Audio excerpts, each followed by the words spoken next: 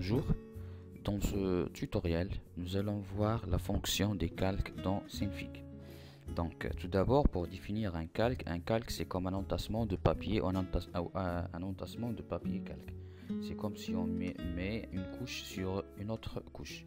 Donc, dans Synfig, chaque élément est un calque à lui-même. Donc, lorsque je crée un rectangle, nous avons automatiquement son calque qui se crée.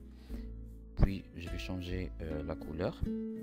Je vais créer un cercle ou bien un disque. Donc nous avons son calque qui se crée et ainsi de suite. Donc chaque objet sur Synfig a son propre calque. On peut grouper ces calques si on veut que ces calques aient le même fonctionnement. Donc on groupe les calques en sélectionnant les calques par CTRL et clic, et puis je peux grouper les calques. Donc les calques, je les ai groupés. Donc j'ai les deux calques à l'intérieur, le calque cercle et le calque rectangle. Je les ai groupés en un seul calque et je peux dupliquer ce calque carrément. Donc j'ai là deux calques, deux autres calques, un autre cercle et un autre rectangle. Donc je peux voir que j'ai deux rectangles et que j'ai deux cercles. Deux rectangles et deux cercles. Donc ça c'est pour la création de calque. Donc le calque se crée automatiquement. Puis une deuxième fonction des calques, c'est la composition. Donc la composition du calque, il permet d'influencer ou une interactivité entre les calques.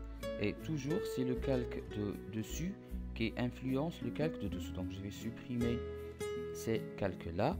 Je vais créer un calque dégradé. Donc je vais changer les couleurs de dégradé aléatoirement. Puis je vais faire un dégradé de droite à gauche. Très bien, donc j'ai un dégradé de droite à gauche. Puis je vais créer un cercle. Très bien, donc je vois que mon cercle, je vais changer la couleur du cercle dans un premier lieu. Donc je vois que mon cercle est là une couleur différente du dégradé. Maintenant, qu'est-ce que je vais faire? Je vais monter le calque en dessus. Donc le calque il est en dessus et le cercle il est en dessous. Donc le calque. Et puis je vais modifier la composition de calque de façon à ce que le calque influence le cercle.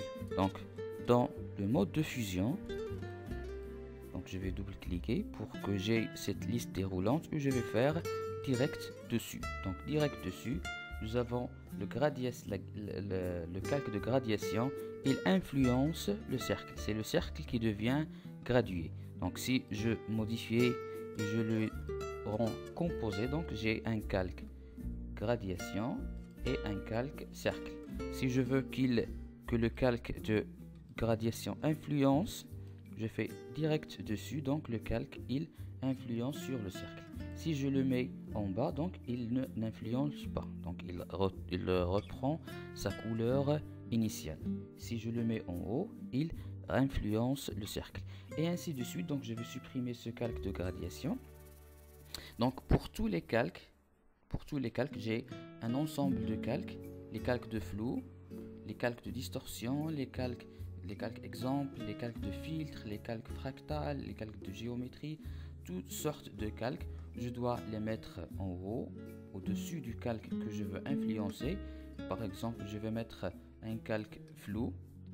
Donc je remarque que mon cercle devient flou. Avec ce petit point là, je modifie le degré de flou. Et si je le mets en bas, mon cercle reprend sa forme initiale. Si je le mets en haut, donc pour les calques que j'intègre depuis le menu calque, il influence directement le calque qui est en dessous. Je vais intégrer un petit rectangle. Donc le rectangle il est en haut. Le rectangle il est en haut du calque.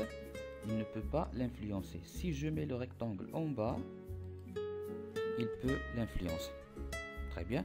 Donc maintenant, si j'ai le calque flou, je veux qu'il influence seulement ce rectangle. Et je veux regarder le cercle en bas. Qu'est-ce que je vais faire? Donc je vais sélectionner et le calque du flou et le calque du rectangle et je vais les grouper. Donc ils n'influencent pas le cercle parce qu'ils sont groupés dans le même calque. Et ainsi de suite, nous allons voir au fur et à mesure du tutoriel tous les calques que nous pouvons faire avec Cinefig. À noter que les calques, pour qu'un calque influence un autre calque, il doit être au-dessus du calque que nous avons. Merci.